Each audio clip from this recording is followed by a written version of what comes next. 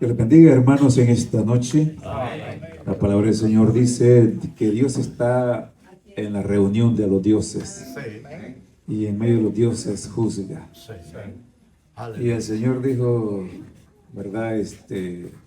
Si amó dioses aquellos, ¿verdad? A quienes vino la palabra por mano de Moisés, ustedes me quieren condenar porque yo dije, hijo de Dios soy. Y él era verdaderamente el Hijo de Dios. Y la palabra del Señor dice que en el principio era el Verbo, y el Verbo era Dios, y el Verbo era con Dios. O sea que el Verbo era el mismo Dios, la misma palabra, el mismo Dios. Así que no le conocieron a él, ¿verdad? No le entendieron, ¿verdad? Pensaron que era un impostor, un farsante que se había levantado y se proclamaba ser el Hijo de Dios. Pero como conocemos, ¿verdad? Hubo un maestro de la ley que dice la palabra que vino a él de noche. Era uno de los principales, ¿verdad? De los fariseos, que se llamaba Nicodemo. Y le dice, Rabí, le dice, sabemos que ha venido de Dios. Porque nadie hace estas señales si no está Dios con él. Esa era la garantía que él tenía. El crédito de las señales, ¿verdad? Y todos aquellos milagros que él hacía, no lo podía hacer nadie. Por ejemplo, en el tiempo de Moisés, ustedes recuerdan de que cuando Moisés, ¿verdad? La vara que tenía en su mano, dice que la tiró, ¿verdad? Y se hizo una culebra. Entonces, dice que Faraón llamó a sus siervos. Y también sus siervos tiraron sus varas y se hicieron culebras. Y después, ¿verdad? Dice la palabra de que la vara de Moisés, ¿verdad? Hecha culebra, dice que devoró a las culebras que hicieron los siervos del faraón. Ellos también siguieron, hermanos, imitando, ¿verdad? Cuando Moisés, ¿verdad? Convirtió las aguas en sangre, ellos también convirtieron las aguas en sangre. Y así sucesivamente, pero ya cuando llegó a la plaga de piojos, ya ellos ya no pudieron más. Se dieron por vencidos, porque con Dios no se puede competir nadie. Nadie puede competir con Dios.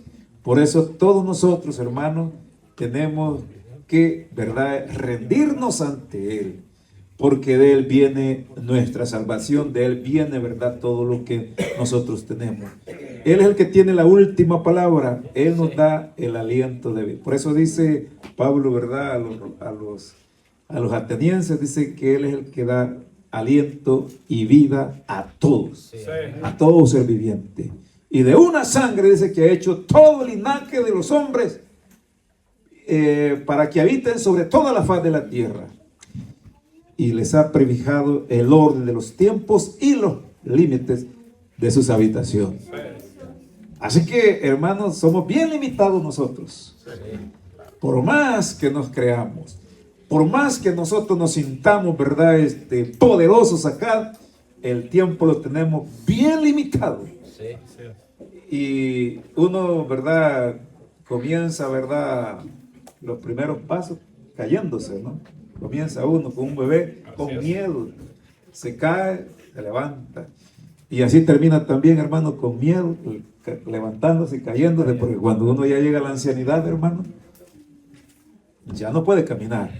Así que todo llega a su fin. Por lo tanto, hermano, toda la honra y toda la gloria se la damos a Cristo, porque Él dice que nunca, ¿verdad?, pasará. Todo, hermano, lo que se ve, se envejecerá. Pero la palabra del Señor dice que Él permanece para siempre. Bien, hermanos, en esta noche tenemos un reconcilio que se anunció, ¿verdad?, la semana pasada. Y a la misma vez, hermanos, los jóvenes, pues, habían programado una vigilia, ¿verdad? Así que la vamos a unir las dos. Vamos a comenzar con el reconcilio y luego continuamos con la vigilia. Así que esto va a estar bueno, porque esto es espiritual, hermano. Nosotros, ¿verdad?, nunca le hacemos mala cara, ¿verdad?, a los cultos, ni a las oraciones, ni a los ayunos, ni a las vigilias, ¿verdad? Cuando uno anda un poco algo decaído o frío, quizás uno le cuando le dicen va a haber ayuno, otra vez, dice, y va a haber vigilia, y comenzamos a hacer mala cara, y se nos viene todo aquello que no sé qué, ¿me entiendes? Nos duele todo, ¿verdad? Pero esta es la vida del creyente, la vida del cristiano es, hermano, ¿verdad? Estar en la presencia de Dios, en la presencia de Dios. Por eso el salmista decía, velo y soy como el pájaro, dice, sobre el tejado, y como el búho, ¿verdad? En la soledad. O sea que él se mantenía en vela, y es lo que el Señor dijo, ¿verdad? Vela y orar para que no entréis en tentación. Gloria a Dios. Bien, hermano, entonces vamos a entrar a lo que es la palabra. Vamos a ir entonces, hermano, a la palabra. Dios bendiga al hermano Felipe que está con nosotros, ¿no? Así que le damos la bienvenida a nuestro hermano. Siempre nos había visitado y ahora pues está con nosotros. Que Dios le bendiga a nuestro hermano, ¿verdad? Que tuvo ese deseo de estar con nosotros. Muy bien, hermano, entonces abramos las Biblias en el libro de Mateo. Vamos a leer el libro de Mateo. Vamos a ir al capítulo 5 y versículo 21 en adelante. Mateo, capítulo 5, versículo 21 en adelante.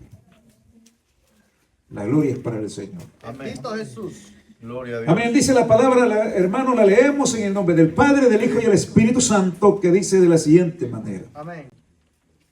Oísteis que fue dicho a los antiguos, no matarás, y cualquiera que matare será culpable de juicio.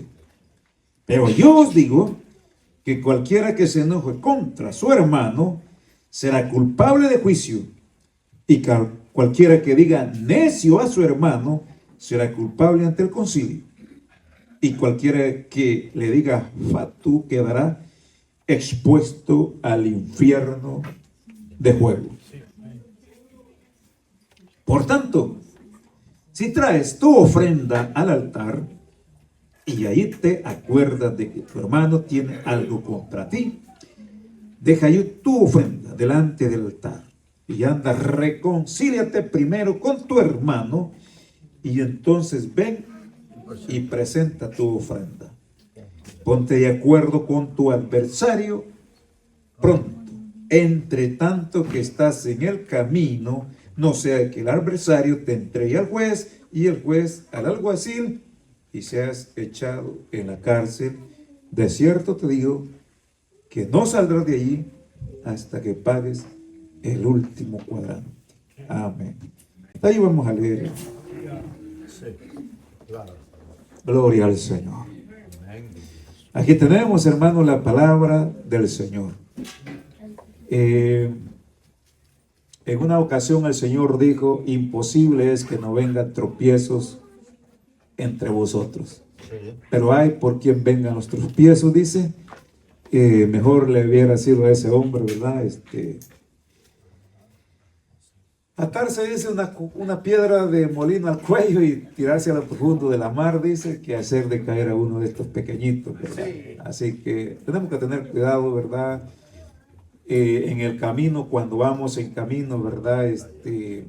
Como seres humanos, cometemos errores, fallamos, ofendemos y a veces no nos damos cuenta algunas veces. La palabra del Señor dice que hombre perfecto, varón perfecto es aquel que no ofende. Y ese hombre es capaz de frenar, dice, todo su cuerpo.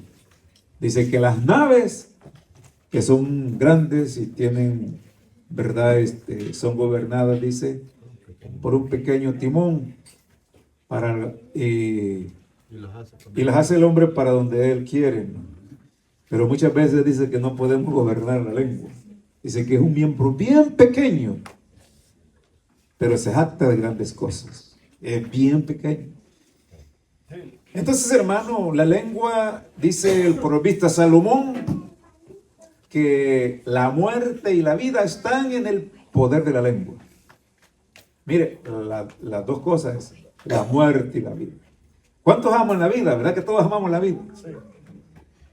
Pero si yo le pregunto a usted, ¿cuántos aman la muerte? Creo que nadie. La muerte la detestamos. La muerte, nosotros queremos estar alejados de ella. Que nunca llegue la muerte para nosotros. Que la muerte esté por allá, ¿verdad? Que se lleve a cualquiera de por allá, pero no a mí, ¿verdad? A mí que me deje tranquilo, que me deje quieto. Amamos la vida, queremos la vida, aunque estemos un poco, quizás, aunque pasemos pobreza, aunque trabajemos duro y aunque la vida no sea tan fácil, ¿verdad? Pero no queremos morir. Queremos mantenernos vivos, ¿verdad? Y cuando sentimos un síntoma por ahí, estamos prestos, ¿verdad? Para tomar alguna medicina para no que la enfermedad avance y, ¿verdad? Perdamos la vida. Pero dice que aquí está el poder de la vida y de la muerte, en la lengua.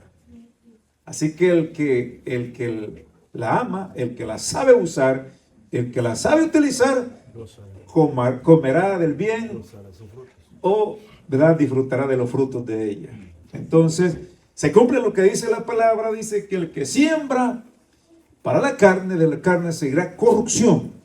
Y el que siembra para el espíritu, del espíritu seguirá vida eterna. Entonces depende, hermanos, cómo usemos, ¿verdad?, este miembro tan importante, hermano. Tan importante que lo necesitamos para aconsejar, lo necesitamos, hermano, para dar una palabra de aliento, para expresar, hermano, una palabra de agradecimiento. La necesitamos, hermano, para dar un mensaje, ¿verdad? Sí. Dar un mensaje positivo, un mensaje de esperanza, para dar un mensaje, hermano, de avivamiento a la congregación, ¿verdad? Dar una palabra, ¿verdad?, que le anime a un hermano, como dice el proverbista Salomón, dice que la congoja, dice, en el corazón del hombre lo abate, pero la buena palabra dice que lo alienta, lo anima, lo levanta, le da fuerza. La buena palabra. Entonces necesitamos dar una buena palabra. ¿Y con qué damos esa buena palabra? Con nuestra lengua. Así que esta lengua, hermano, la podemos usar para bien o para mal. Pero aquí dice la palabra, en la parte que hemos leído: oíste que fue dicho a los antiguos, no matarás, y cualquiera que matare será culpable de juicio. Eso ya estaba prohibido, matar a alguien. Entonces, eso fue lo que le dijeron. Cualquiera que matare será culpable de juicio. Eso ya lo sabemos nosotros, que cualquiera que le da muerte a alguien, ya sabe, hermano, que lo que le espera es la cárcel, o quizás, ¿verdad?, la pena de muerte, depende de cómo sea el crimen, ¿verdad? De eso no hay discusión, sea aquí o en cualquier parte del mundo. El que mata es culpable de juicio. Pero el Señor dijo también, pero yo os digo, Él se atribuye esa autoridad para hablar la palabra de Dios. Y dice, pero yo os digo que cualquiera que se enoje contra su hermano será culpable de juicio. Sí. Allá decía que el que matara será culpable de juicio. Y ahí como que terminaba. Pero yo os digo que cualquiera que se enoje contra su hermano será culpable de juicio. Con solo enojarse. Ya ahora no hay necesidad de ir a los golpes. Ya ahora no hay necesidad, hermano, de ir quizás a llegar hasta ese acto de quitarle la vida a alguien. No, ahora con solo enojarse. Ahora la pregunta que yo hago en esta noche: ¿cuántas veces usted se ha enojado con su hermano? ¿Cuántas veces usted se ha enojado con su hermana? ¿Cuántas veces nos hemos enojado, nos hemos enfadado, hemos perdido la paciencia, hemos perdido la cordura y no tenemos, hermano, esa paciencia, no tenemos esa, ¿verdad?, reflexión para meditar primero antes, ¿verdad?, de enojarnos y cuando los enojamos, hermano, muchas veces tiramos maldiciones. Sí. Y cuando nos enojamos, muchas veces, hermano, actuamos no como cristianos, actuamos ya como el mundo. Sí. Perdemos, hermano. Perdemos, ¿verdad?, ese deber de que no podemos nosotros levantarnos contra nuestro hermano. ¿Qué pasó, hermano, entre Caín y Abel? Dice que Caín se enojó mucho. Se ensañó, hermano, contra su hermano. Hijos de padre y madre. Los dos habían crecido juntos. Pero la ofrenda de Abel fue aceptada y la ofrenda de Caín fue rechazada o no fue aceptada, pero esto le causó, hermano, enojo a Caín y se ensañó contra su hermano. Sí. Se enojó contra su hermano, se enfadó contra su hermano y entonces cambió, dice, su semblante. Sí, sí. Y Dios le dice, ¿por qué ha decaído tu semblante? ¿Y por qué estás enojado, Caín? Si hicieres el bien, no serías enaltecido. Y si no, el pecado está a la puerta. Dice, ese será el pecado se enseñará a ti y tú, o sea, tú caerás ante el pecado. Entonces dice la palabra de que tanto fue el enojo de Caín que invitó a su hermano a solas al campo y estando solos en el campo, dice que Caín descargó toda su ira, todo ese enojo contra su hermano y lo mató.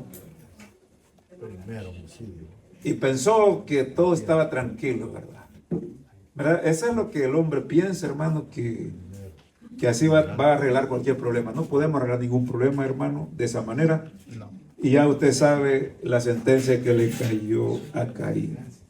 Caín, hermano, fue un fugitivo, dice la palabra, y Dios, ¿verdad?, lo juzgó. Entonces, hermano, en las congregaciones estamos propensos a eso.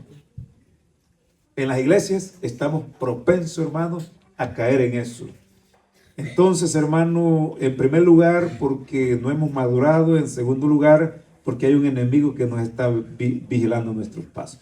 Él solo quiere una abertura para entrar. Por eso dice Pablo, dice a los colosenses, ¿verdad? Y a los efesios, Pablo les dice aquí, airaos, pero no pequéis. No se ponga el sol sobre vuestro enojo, ni deis lugar al diablo. Dice, no se ponga el sol sobre vuestro enojo, ni deis lugar al diablo. Sí. Esto, hermano, puede pasar entre hermanos en la congregación, puede pasar entre esposos, puede pasar, hermanos, entre familiares, entre padres e hijos, etcétera. Todo esto puede pasar. Y entonces, hermano, de esta manera se pierde la comunión. De esta manera se pierde, hermano, esa unidad entre los hermanos. Y la palabra dice que donde están 2 o 3 congregados en mi nombre, de cierto en medio de ellos estoy yo. Entonces, pero cuando hay desacuerdos, hermano, entonces Dios no está ahí. Entonces, Él quiere habitar en medio de nosotros. Él quiere estar en medio de nosotros. Él quiere estar en medio de las congregaciones. Porque Él quiere bendecir la iglesia. Él quiere traer gozo y alegría a la iglesia. Porque cada vez que venimos a este lugar, hermano, Dios quiere darnos una bendición más. Quiere darnos una palabra de aliento. Quiere fortalecernos más. Quiere, hermano, Él que nosotros crezcamos, que nosotros maduremos, que nosotros escalemos más, hermano. Más y más. Que podamos ascender, hermano, a un nivel espiritual donde el enemigo, hermanos, no puede alcanzarnos, sino que nosotros siempre estemos fuertes y estemos, hermanos, fortalecidos, como dice la palabra. Tenemos que estar fuertes, hermanos.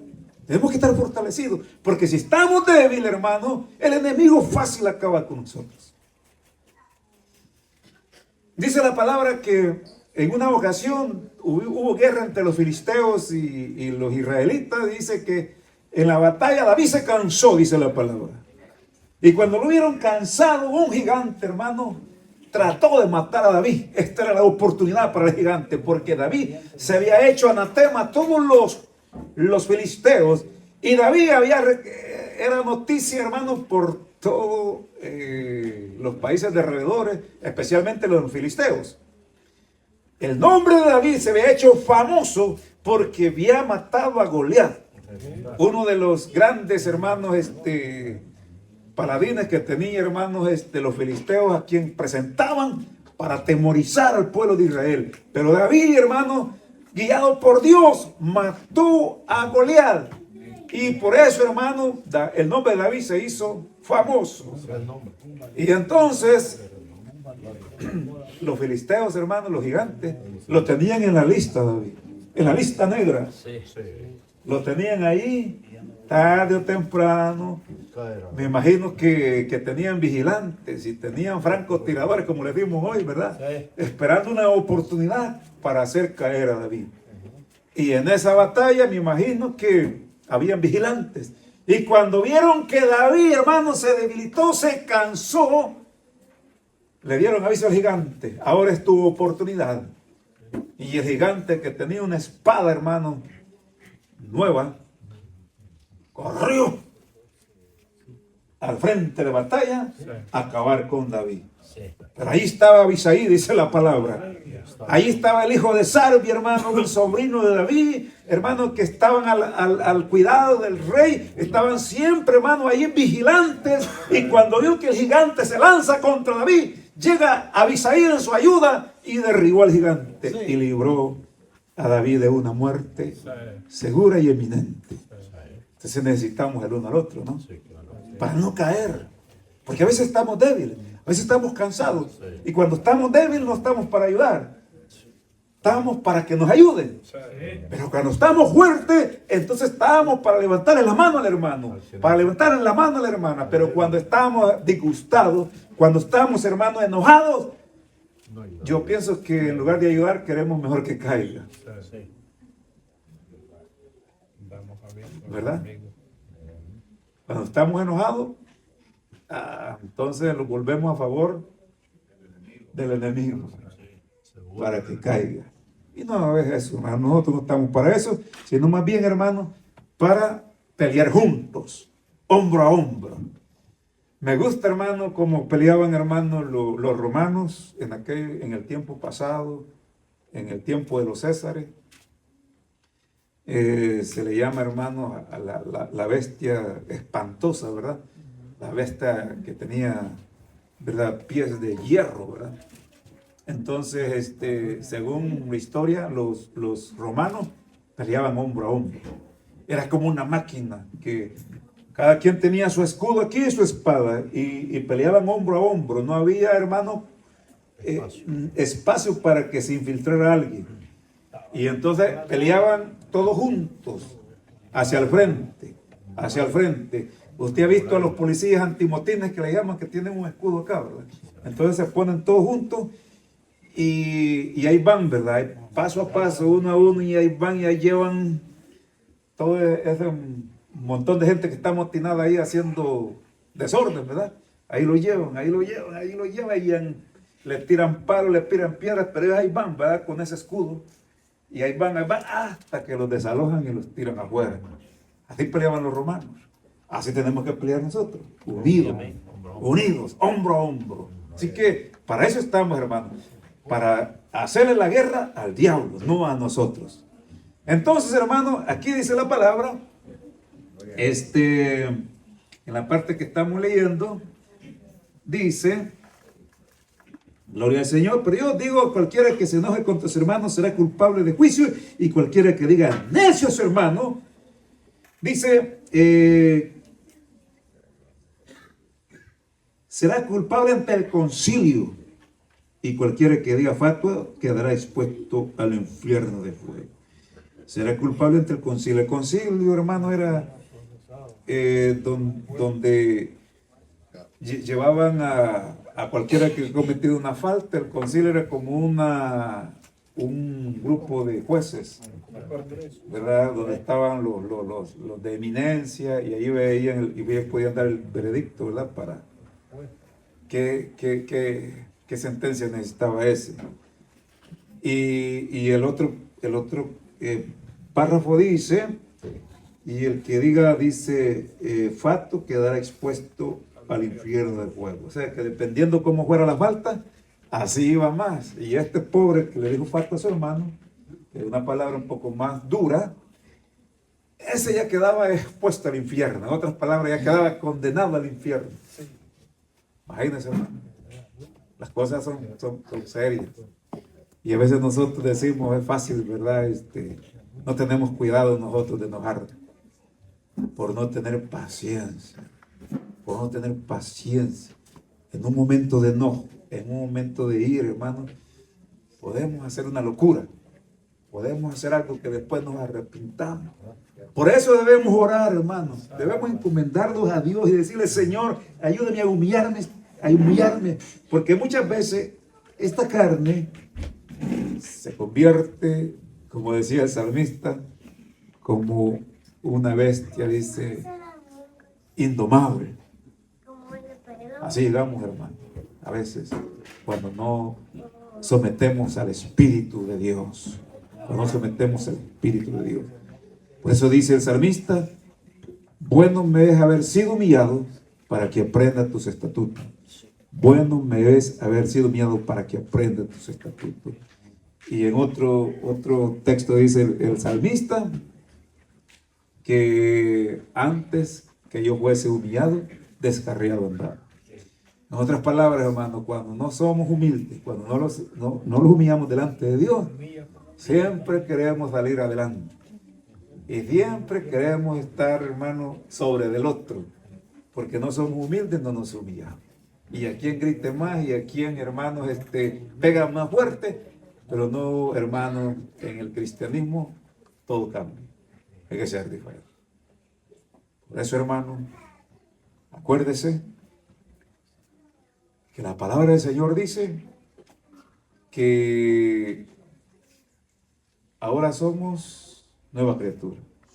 Las cosas viejas pasaron y en Cristo son hechas nuevas.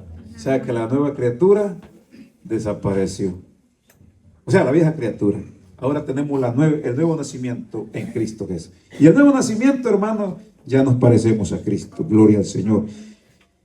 Entonces, hermano, eso es lo que nos queda, hermanos, humillar delante de Dios. Y si hemos cometido alguna falta, pedirles perdón. Y eso es lo que vamos a hacer en esta noche. Gloria a Dios. ¿Estamos de acuerdo, hermano? ¿Estamos de acuerdo? El enemigo siempre tratará de sacar, hermano, como dicen, una raja ahí, ¿no? Sacar algo. El enemigo siempre quiere sacar algo. Él quiere sacar algo, ¿verdad? Él nos provoca, ¿verdad? Nos provoca. ¿Y cómo nos provoca el enemigo? Usándolos a nosotros mismos. Nos provoca. Porque el enemigo se infiltró en Pedro. ¿Se acuerda que se infiltró en Pedro? Y le estaba dando un consejo bien bonito al Señor. Mira, tranquilo, Señor, no te preocupes. Deja que pase eso. No te metas a eso. Ten cuidado de ti mismo. No vayas a la muerte. No te dejes matar. Y el Señor identificó que quien estaba usando a Pedro era Satanás, era el diablo. ¿Y qué hizo el Señor? Que el Señor te reprenda, Satanás. El Señor te reprenda, Satanás. Lo identificó. ¿Pero a quién fue que reprendió el Señor? ¿A Pedro o a Satanás? A Satanás. ¿Y dónde estaba metido? En Pedro. Dice la palabra que cuando antes en la cena, ¿verdad? En la cena dice que como el diablo, dice, se había metido en el corazón de Judas para entregar al Señor. Entonces el Señor le dijo, lo que vas a hacer, hazlo pronto. Ya Satanás había entrado en el corazón de Judas. Entonces, hermano, ahí vemos cómo Satanás se infiltra y se entra. Ahora bien, se metió en personajes claves, ¿verdad? Que lo tenemos bien claro. Por ejemplo, tenemos a Ananías y a Zafira. ¿Se acuerdan ustedes de Ananías y Zafira? Sí. Ellos prometieron una heredad. La vamos a vender esta heredad y vamos a traer todo a los pies de los apóstoles para que le den de comer a todos los hermanos, cubrir la necesidad. ¿Se acuerdan, verdad? Ellos prometieron, bueno, si vamos a ponerlo en contexto de este tiempo. La propiedad vale, digamos, $100,000, ¿ok? Se lo vamos a traer acá. Ellos vendieron la heredad, digamos, en $100,000. Eso es lo que habían prometido, traerlo al Señor. Pero cuando vieron, digamos, los $100,000, es mucho dinero, dijeron ellos. Pues mejor entreguemos la mitad. Solo vamos a entregar una parte. Y digamos que eso fue lo que nos dieron. Que en esta la vendimos. No sé cuántos de nosotros hemos hecho algo así. Nos quedamos con una parte. No, este carro me costó tanto, dice, por sacar una ganancita ahí, ¿verdad? Y tal vez no hemos pagado eso. Y siempre tratamos de sacar algo ahí, ¿verdad? ¿Quién nos está usando ahí? Piénselo bien. Ahora, ellos dijeron, vendimos la... No dice ahí en cuánto, pero sí habían sustraído algo. Sí. Y dijeron, esto fue lo que vendimos y se lo pusieron allí. Entonces, ¿qué fue lo que le dijo Pedro, no? ¿Ah? ¿Vendiste, le dice, en tanto la heredad? Sí, le dice. Entonces le dice Pedro, ¿por qué Satanás llenó tu corazón para que mintieses al Espíritu Santo? De engaño. ¿Ah? ¿Por qué llenó Satanás tu corazón? Para engañar. Entonces Satanás se metió en el corazón de Ananías y Zafira para mentir, para engañar. ¿Y qué le pasó a Pedro? ¿Qué le pasó a Ananías y a Zafira, hermano? Mire, se pusieron de acuerdo para mentir. Así que cuidado, hermano, nos vamos a poner de acuerdo en algo porque Dios es celoso. Entonces se pusieron de acuerdo y me imagino que se aconsejaron los dos. Ok, yo voy de primera, Ananías va de primero, ok. Yo voy a decir que la vendí en tanto. Y tú vas después, también diciendo lo mismo. Entonces, cuando Ananías afirmó que había vendido esa heredad en tanto, dice la palabra que Pedro lo reprendió y le dijo porque había dejado que Satanás llenara su corazón. Entonces Pedro Ananías no resistió la palabra y cayó muerto, dice la palabra. Como el lazo de 3 horas venía llegando la mujer también y le hacen la pregunta, ¿vendiste la heredad en tanto? Sí, en tanto la vendí. Ella se podía haber escapado diciendo, no, yo voy a decir la verdad. Pero no lo hizo. Afirmó lo mismo. ¿Y qué le pasó a Zafira? También cayó a los pies de los apóstoles. ¿Y qué hicieron entonces? Enterrarlos. Entonces Satanás llena también. Así como Dios llena con el Espíritu Santo los corazones de aquellos que se humillan delante de Él, porque también Él ha prometido llenar, hermanos, del Espíritu Santo. Dice que Pedro lleno del Espíritu Santo. Y Jesús lleno del Espíritu Santo, dice. Fue llevado por el Espíritu al desierto. Entonces necesitamos ser llenos del Espíritu Santo. Pero también Satanás trata de llenar el corazón con malos pensamientos, con malos deseos, con mentiras, con odio, con rebeldía, con engaño, para que hagamos todo lo contrario. Y cuando hacemos todo lo contrario, por el engaño de Satanás, por ese mal espíritu, entonces, hermano, estamos en peligro también nosotros.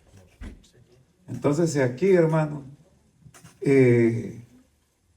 permitimos que el enemigo entre, vamos a hacer algo mal. Y no estamos para eso. Vamos a cuidar nuestro corazón. Por eso, hermano, el salmista dice, pon guarda a mi boca, oh Jehová, y guarda la puerta de mis labios. Y no permitas que mi corazón, dice, se incline a cosa mala o a hablar mentiras. Guárdale, pon guarda mi boca. Así que, hermano, ¿cómo está usted? ¿Cómo estamos nosotros? Hemos puesto un guarda, hermano, que nos vigile. Pensémoslo bien. Pero cuando no, yo pienso que ese guarda es el temor de Dios, ¿me entiendes? Porque si no hay temor de Dios, nosotros, hermanos, nos descontrolamos. Pero esperamos, hermanos, que la palabra del Señor, hermanos, nos enseñe, nos instruye y nos exhorte. Bueno, hermano, yo voy a llegar hasta aquí porque según dice aquí la palabra, mire, solamente le voy a leer aquí para ya luego, hermano, comenzar con el reconcilio. Y dice, por tanto, si traes tu ofrenda al altar y ahí te acuerdas que tu hermano tiene algo contra ti, dice, deja allí tu ofrenda, no la presente delante del altar. Anda y reconcíliate primero con tu hermano. Ve, reconcilia, ve, dale la mano, ve, pídele perdón, abrácense y luego, hermano, cante esa alabanza, luego de esa acción de gracia, luego de esa ofrenda, porque entonces será recibida. Ponte de acuerdo con tu adversario pronto, entre tanto que estás en el camino, no sea que el adversario te entregue al juez y el juez al alguacil y seas echado a la cárcel. De cierto digo que no saldré allí hasta que pagues el último cuadrante. Y una vez que lo metan ahí, hermano, ya cuando uno llega a la cárcel, hermano, tiene que cumplir la condena. Sí. O tiene que pagar todo la multa que le ponga. Pero estamos a tiempo, ¿verdad? Para prepararnos para el arma. Gloria al Señor. Bien, mis amados hermanos, vamos a orar, hermano, una oración un poco breve para luego poner esto en las manos de Dios y luego nos reconciliamos, ¿verdad? Y luego después oramos dándole la gloria a Dios. Así que en nombre del Señor, hermano, les invitamos que oremos un momento, hermanos, para que Dios, Señor, nos prepare el corazón para que podamos nosotros, hermanos, orar, ¿verdad? Y pedirlos perdón el uno al otro. Oremos entonces, hermanos. Padre, en el nombre de Jesús. En esta noche, Señor, estamos aquí delante de usted, poderoso de Jesús, Señor, con reverencia, Señor. Gracias, Dios. Gracias, Padre. Amén. Y amén, Señor.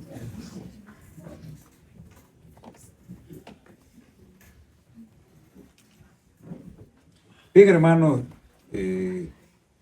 gracias le damos al Señor en esta hora.